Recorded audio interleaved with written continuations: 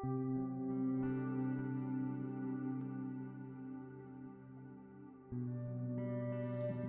pagi saudara-saudaraku yang dikasihi Tuhan, utamanya saudara-saudaraku dari Korps Yogyakarta.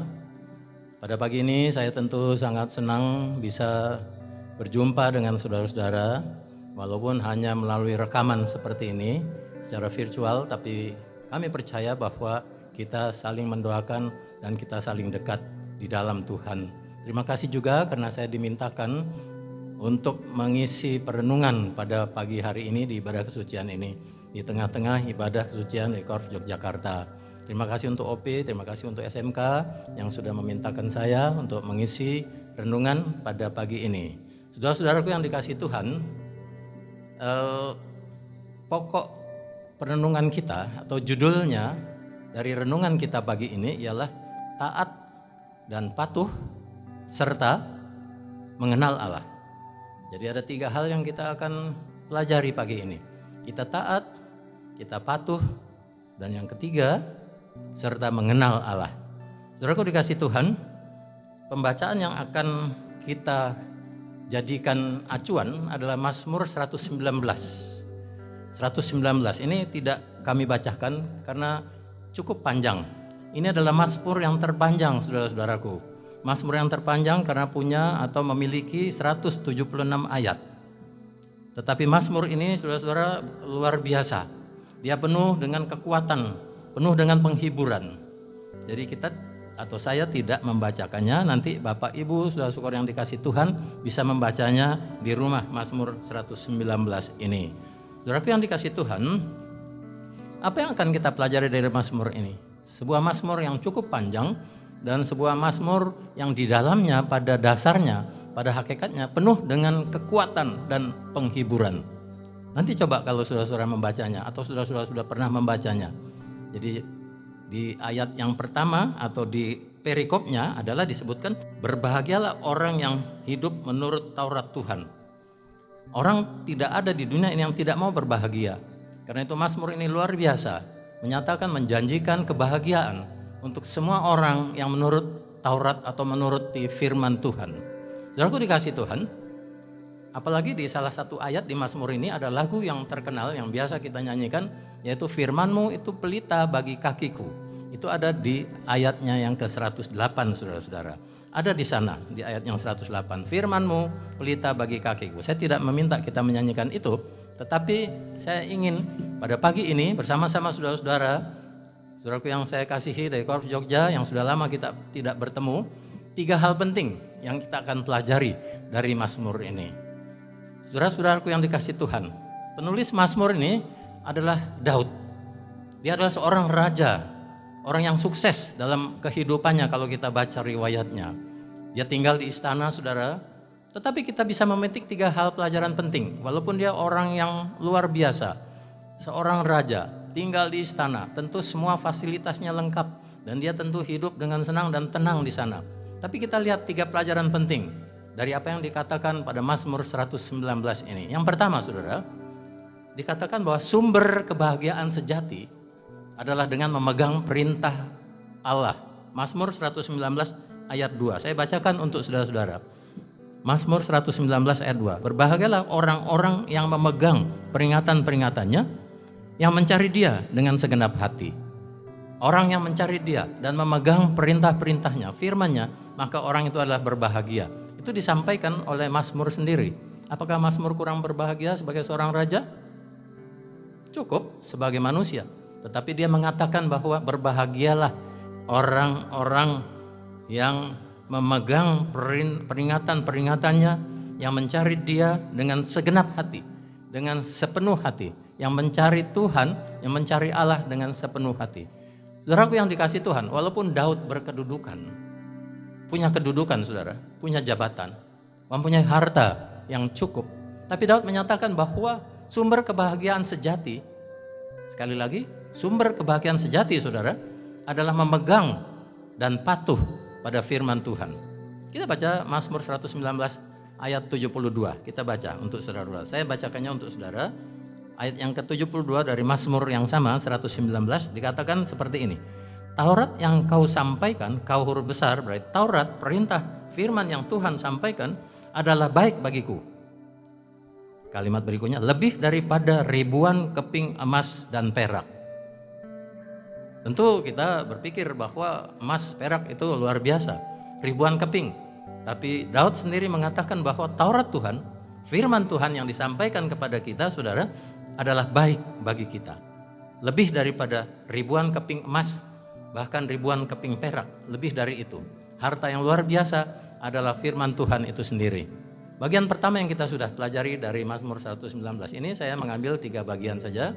Bagian yang kedua ialah dikatakan dalam Mazmur 119 ayat 50. Ayat yang ke-50 kita melihatnya, saudara. Inilah penghiburanku dalam sengsaraku, bahwa janjimu menghidupkan aku. Sumber kekuatan dan sumber penghiburan. Bagian kedua dari Mazmur 119 ini. Sumber kekuatan dan sumber penghiburan. Dikatakan 119 ayat 50, inilah firman Tuhan, itulah penghiburanku, saudara. Dalam kesengsaraan dia, dalam keterjepitan dia. Padahal dia seorang raja yang cukup segala sesuatunya untuk materi, untuk badannya. Tetapi dia katakan dalam sengsaraku inilah apa? Firman Tuhan. Bahwa janjimu menghidupkan aku. Yang menghidupkan kita adalah firman Tuhan. Janji Tuhan yang menghidupkan kita. Itu bagian yang kedua, menjadi sumber kekuatan. Bagian yang ketiga, saudara-saudara, Mazmur mengatakan, Daud mengatakan di Mazmur 119 ayat 111, di ayat yang 111, saudara-saudara, saya bacakan untuk kita semua. Peringatan-peringatanmu adalah milik pusakaku untuk selama-lamanya. Peringatan-peringatan Tuhan, firman-firman Tuhan yang dalam bentuk perintah, itu merupakan pusaka. Pusaka adalah harta yang kita warisi seumur hidup kita. Adalah pusaka untuk selama-lamanya, bukan pusaka untuk sementara waktu saja. Ini menyatakan bahwa Daud mengakui bahwa firman Tuhan sangat berharga sebagai kehidupannya. Karena itu adalah pusaka dalam kehidupannya sebagai seorang raja dan juga sebagai seorang manusia. Pusaka artinya warisan seumur hidup, saudara, bukan sementara. Warisan seumur hidup. Itu menjadi kegembiraan dan kesenangan Daud. Itu kalau kita melihat, jadi ada 3 hal penting dari 119 ini adalah satu, firman Tuhan, perintah Tuhan adalah sumber kebahagiaan. Yang kedua, firman Tuhan adalah kekuatan dan penghiburan. Dan yang ketiga, firman Tuhan adalah pusaka yang tetap disimpan sepanjang hayat kehidupan kita. Sekarang kita tiba pada sebuah pertanyaan, apakah taat dan turut perintah apa yang difirmankan Tuhan itu sudah cukup? Apakah kita taat, turut perintahnya, dan melakukan apa yang Tuhan kehendaki itu sudah cukup? Kita lihat, saudara-saudara sekalian. Seringkali saudara kita sebagai orang yang taat, rajin ke gereja, ya, bahkan dalam masa pandemi ini sudah ada yang bertanya-tanya, kapan sih gereja dibuka? Wong kita rindu sekali, bahwa kami rindu sekali untuk bisa berhimpun bersama-sama, rajin beribadah, dan bahkan diberkati dengan berkat-berkat rohani dan juga berkat-berkat materi. Sudah luar biasa kehidupannya. Tapi masih saja saudara mengalami berbagai-bagai kesulitan dan bahkan sampai terpuruk. Bisa saja jadi seperti itu. Orang yang taat, rajin ke gereja, rajin beribadah, rajin membaca Alkitab, bisa sampai terpuruk. Kemudian kehilangan semua harta materi yang dia miliki. Kita mengalami kesakitan, saudara. Kita mengalami kesesakan. Kita keterbatasan seperti ini, tidak bisa berkumpul. Tapi kalau Jogja bersyukur karena sudah bisa berkumpul walaupun terbatas jumlahnya. Kursinya juga berjarak-jarak yang cukup jauh, ya. Tapi sudah memulaikannya. Tapi ada beberapa tempat lain yang belum bisa melakukan itu. Masih ada keterbatasan-keterbatasan, masih merasakan kesesakan-kesesakan dalam kehidupan ini, masih merasakan penderitaan-penderitaan. Walaupun kita sudah taat, saudara, walaupun kita sudah patuh, walaupun kita sudah mengikuti perintah-perintah dan firman-Nya. Bagaimana ini bisa terjadi, saudara? Dalam catatan saya mengatakan itulah yang akan kita pelajari dari kisah Ayub. Itulah yang akan kita pelajari dari kisah Ayub. Saudara-saudaraku yang dikasihi Tuhan, saya mau menyanyikan walaupun suara saya tidak bagus, ya. Tapi saya mau menyanyikan sebuah lagu untuk melengkapi perenungan saya, ya, untuk bisa diresapi oleh teman-teman saudara-saudaraku dari Korps Jogja, ya. Ini lagu biasa, mungkin saudara-saudara sudah pernah mendengar dan sudah menyanyikannya. Ku mau cinta Yesus selamanya. Ku mau cinta Yesus selamanya. Meskipun badai silih berganti dalam hidupku, ku mau cinta Yesus selamanya. Ku mau cinta Yesus selamanya. Ku mau cinta Yesus selamanya. Meskipun bagai silih berganti dalam hidupku, ku mau cinta Yesus selamanya. Ya Bapa, Bapa, ini aku anakmu, layakkanlah seluruh hidupku. Ya Bapa, Bapa, ini aku anakmu, pakailah sesuai dengan rencanamu. Saudaraku dikasih Tuhan, walaupun badai silih berganti di dalam hidup kita ini, saudara, walaupun kesulitan, kesukaran, keterbatasan, pembatasan dan sebagainya terjadi dalam hidup kita, apakah kita bisa menyatakan ku mau cinta Yesus selamanya? Apakah kita bisa mengatakan, ya Bapa, Bapa, ini aku anakmu, layakkanlah aku ini seluruh hidupku sesuai dengan rencanamu, pakailah Tuhan. Saudaraku yang dikasih Tuhan, itu lagu sangat menyentuh. Sebelum kita masuk ke siapakah Ayub itu sendiri. Siapakah Ayub, saudara? Banyak antara kita sudah mengerti, sudah tahu Ayub itu sebenarnya siapa. Ya, tapi kita bisa membacanya lagi dalam kisah Ayub itu, saudara-saudara. Dan saudara-saudara tentu juga mengetahui dan mengerti tentang bagaimana kehidupan Ayub itu sendiri. Sejak sekolah minggu mungkin kita sudah mendengar pelajaran itu. Kita yang pertama ingin melihat siapakah Ayub itu. Kita baca Ayub 1 ayat yang pertama. Kita lihat kesalehan Ayub dicoba. Ada seorang laki-laki, Ayub adalah seorang laki-laki. Untuk menjawab siapa Ayub itu, di tanah Uz bernama Ayub. Orang itu saleh dan jujur. Laki-laki yang saleh dan jujur. Orang itu saleh dan jujur. Ia takut akan Allah dan menjauhi kejahatan. Luar biasa. Itu dikatakan dalam kitab Ayub. Ia mendapat 7 anak laki-laki dan 3 anak perempuan.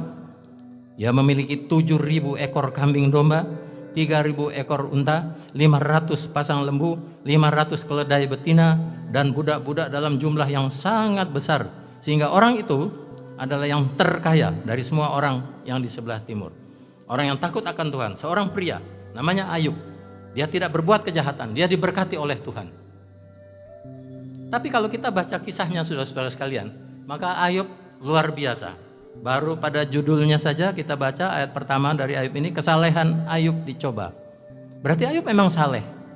Dia patuh, dia mengikuti semua perintah Tuhan. Dia tidak melakukan kejahatan. Tapi dia diuji. Kesalehannya diuji oleh Tuhan sendiri. Dia tidak mengenal Allah. Dia melakukan kehendak Tuhan, melakukan firman Tuhan, tapi dia tidak mengenal Allah. Dikatakan dalam kitab Ayub pasal 42. Maaf, ayat 42. Ia tidak mengenal Allah, hanya dari kata orang saja. Coba kita baca Ayub 42, saudara-saudara ya. Ayub 42. Ayub 42 pasal terakhir dari kitab Ayub, ayatnya yang ke-5a. Hanya dari kata orang saja aku mendengar tentang engkau, huruf besar. Dan dia hanya mendengar dari orang. Dia tidak mengenalnya, tapi dia melakukan kehendaknya. Bisa jadi seperti itu, saudara. Karena itu imannya, karena itu kesalehannya itu diuji oleh Tuhan sendiri. Karena dia tidak mengenal Allah, hanya mendengar dari kata orang saja. Allah memproses Ayub, saudara-saudara. Dia kenal Allah dengan berbagai kesulitan dan masalahnya. Dia diproses, terhadap Allah yang dia belum kenal, tapi dia mematuhi perintahnya, dan kemudian dia diproses dengan berbagai macam kesulitan dan penderitaan yang dialami. Kita bisa baca itu pada ayat pertama 13 sampai 22.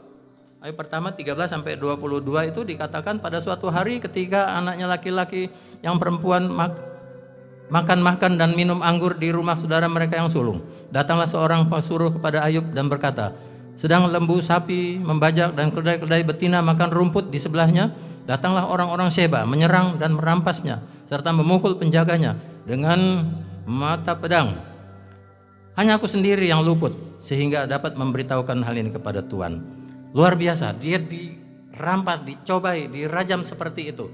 Allah memproses melalui penderitaan yang dialami oleh Daud. Padahal dia dalam ayat pertama, kita katakan pasal yang pertama, adalah seorang laki-laki di tanah Uz bernama Ayub. Orang itu saleh, jujur, takut akan Allah, menjauhi kejahatan. Cukup? Tuhan masih memproses. Karena dia belum mengenal Allah. Dia hanya tahu Allah dari kata orang saja. Harus mengenal Allah. Karena itu dia mengalami sesuatu yang Tuhan lakukan terhadap dia. Seperti kita sudah baca tadi pada ayat 1 ayat 13. Allah memproses Ayub, saudara, agar dia kenal Allah. Dengan berbagai macam kesulitan dia diproses, dengan berbagai macam masalah. Saudara-saudaraku yang dikasihi Tuhan, bahkan Ayub berkeluh kesah. Kalau kita baca pada Ayub 3 ayat 1 sampai 3, Ayub pasal 3 ayat 1 sampai 3, saudara-saudara, di situ disebutkan bahwa Ayub berkeluh kesah dan bahkan mengutuki kelahirannya. Dia mengatakan lebih baik dia tidak usah lahir karena dia sudah demikian menderitanya. Saudaraku yang dikasihi Tuhan, saudaraku yang saya kasihi dari Korp Jogja, orang Kristen kita pun terkadang seperti Ayub. Saudaraku, maaf, waktu kita mengalami kesenangan, mengalami berkat, mengalami kenaikan pangkat, dapat pekerjaan, gaji naik dan seterusnya, dompet tebal, kita katakan haleluya, haleluya, kita katakan seperti itu. Tapi setelah kita mengalami kesulitan dan masalah, maka kita berkeluh kesah seperti Ayub. Bahkan dia mengutuki hari kelahirannya. Kalau perlu dia nggak usah lahir di dunia ini. Kalau susah seperti itu. Saudara-saudaraku yang dikasihi Tuhan, akhirnya apa yang terjadi? Akhirnya apa yang terjadi terhadap Ayub? Sebuah happy ending. Akhir yang menyenangkan, yang menggembirakan. Karena Ayub mencabut perkataannya sendiri. Dan dia mengakui bahwa ia baru mengenal Allah dengan sungguh-sungguh. Setelah dia menerima pukulan dari Allah sendiri, baru dia mengenal Allah dengan sungguh-sungguh. Kita baca itu pada Ayub 42, saudara-saudara sekalian. Tadi saya membacanya hanya bagian A-nya saja, bagian lanjutnya Ayub 42. Ayub 42 ayat yang ke-6. Dia mengatakan begini. Kalau yang kelima, hanya dari kata orang saja aku mengenal tentang engkau. Tetapi sekarang, bagian B-nya, mataku sendiri memandang engkau. Dengan pukulan-pukulan yang derita yang dia alami, dia mengatakan, tetapi sekarang mataku sendiri memandang engkau.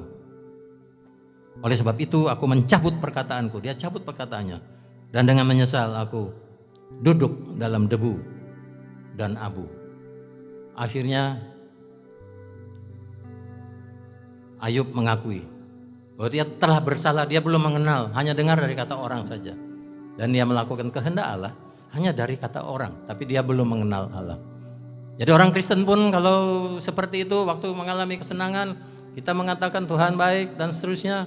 Tapi setelah ada kesulitan, kita berkeluh kesah. Belajar dari Ayub sendiri, saudara-saudara sekalian. Dia harus cabut, dia tarik kembali perkataannya.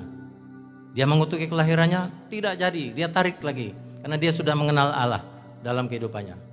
Ayub kemudian karena itu dipulihkan, saudara.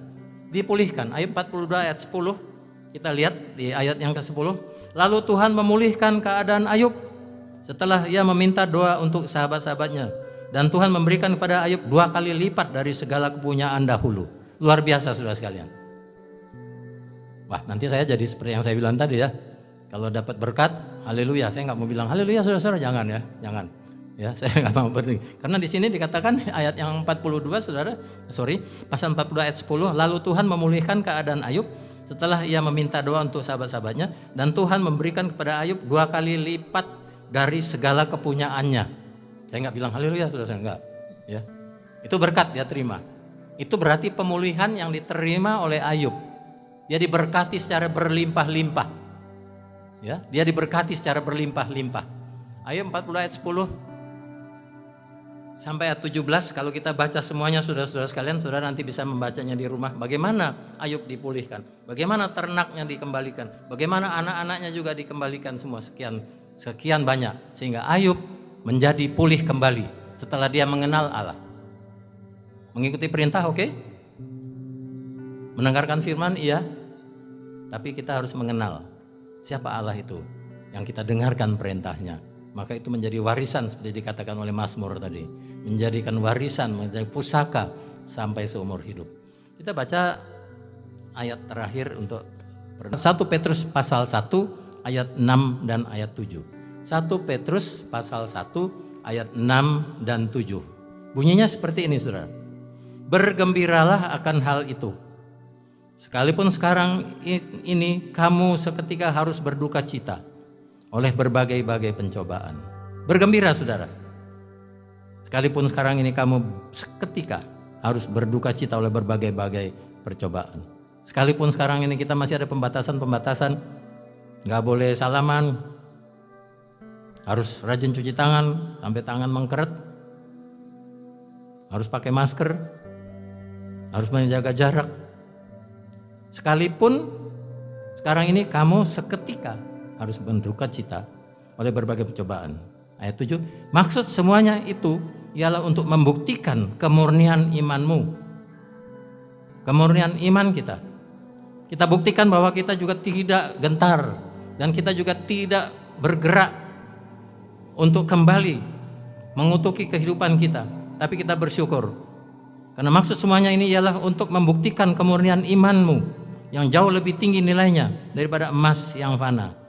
Seperti dikatakan Daud tadi, lebih tinggi nilainya dari emas yang fana, yang diuji kemurniannya dengan api, sehingga kamu memperoleh puji-pujian dan kemuliaan dan kehormatan pada hari Yesus Kristus menyatakan dirinya. Kita akan dapat kemuliaan itu pada waktu Tuhan Yesus datang yang kedua kalinya, saudara-saudara sekalian. Saudara yang dikasih Tuhan, berat kehidupan sebagai seorang percaya yang ikutin perintah Tuhan, tapi belum mengenal Tuhan. Biarlah apa yang terjadi, Tuhan bisa berbicara dengan berbagai macam cara dari alam ini. Tuhan bisa berbicara dari penyakit, Tuhan bisa berbicara juga melalui kesenangan yang kita terima. Apakah kita tetap akan mengagungkan Tuhan? Tadi 1 Petrus 1 ayat 6 dan 7 sudah mengatakan, hanya seketika, saudara. Karena nanti kita akan mendapatkan sesuatu yang lebih berharga setelah iman kita diuji kemurniannya dengan api. Refleksi, saudara-saudara sekalian, untuk kita semua renungkan. Ada 5 saya tuliskan di sini refleksinya. Yang pertama ialah takut akan Tuhan dan menuruti semua firman-Nya adalah penting. Saya tidak mengatakan itu tidak penting. Takut akan Tuhan seperti Ayub dan menuruti semua firman-Nya itu penting. Yang kedua, kedudukan, harta, pangkat, kesenangan, keberhasilan di dalam dunia ini tidak ada harganya dan bukan merupakan warisan yang kekal. Ingat, harta bukan warisan yang kekal, sekejap hilang dan habis. Ketiga, kita sudah mengikuti semua firman-Nya.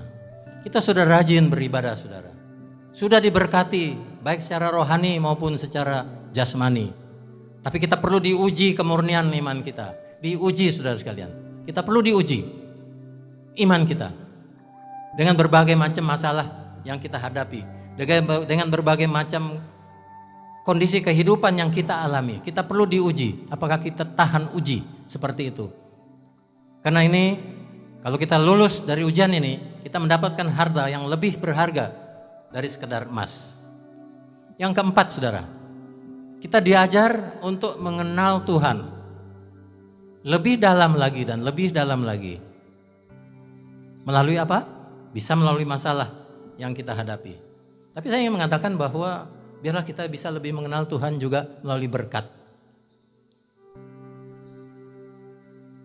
Artinya kita tidak melupakan Tuhan pada saat kita menerima berkat, pada saat kita menerima kesenangan, pada saat kita menerima kebahagiaan. Kita tidak melupakan Tuhan. Ada sebaliknya, setelah kita menderita, kita sulit, kita sakit, baru dia cari Tuhan. Ada yang seperti itu. Tapi kita diajar untuk mengenal Tuhan lebih dalam lagi. Melalui masalah-masalah dan berkat mungkin yang kita terima dan kita hadapi. Yang kelima, yang terakhir, refleksi untuk kita dari renungan firman Tuhan ini. Tinggal setia memikul salib, menyangkal diri, dan mengasihi Tuhan. Dengan sungguh, apapun yang kita hadapi. Sekali lagi kalimat yang kelima ini saya ingin sampaikan, karena ini adalah sesuatu yang penting. Biarlah kita tinggal setia, saudara, memikul salib kita, menyangkal diri kita, dan mengasihi Tuhan. Dengan sungguh, apapun situasi yang kita hadapi. Amin. Kita berdoa. Terima kasih Tuhan atas firman-Mu. Biarlah firman-Mu itu akan menjadi pelita di kaki kami waktu kami berjalan di dunia yang gelap ini. Kami percaya Tuhan, apabila Engkau bersama dan beserta dengan kami, apapun yang terjadi di lingkungan kami, apakah itu kesenangan, apakah kesusahan, apakah kesulitan, apakah itu berkat, apapun Tuhan, kami selalu ingat Tuhan. Kami selalu fokus kepada Tuhan. Kami selalu mau dekat dengan Tuhan. Kami percaya dan yakin bahwa Tuhan bersama dengan kami. Di saat apapun kehidupan kami ini kami hadapi. Kami berdoa khusus Tuhan untuk berkat-Mu bagi Korps Yogyakarta. Biar Engkau memberkati officer pemimpin dan semua officer setempat. Anak-anak sekolah minggu, orang-orang muda gerakan bawah suluh, Korps dewasa yang lanjut usia juga, dan anak-anak di LKSA. Kau akan memberkati mereka. Berikan keberhasilan juga bagi mereka. Tapi kalaupun ada himpitan dan kesulitan, ajarilah kami semua untuk selalu mengingat Tuhan. Terima kasih Tuhan atas peringatan firman-Mu. Di dalam nama Tuhan Yesus, kami bersyukur atas firman Tuhan. Haleluya. Amin.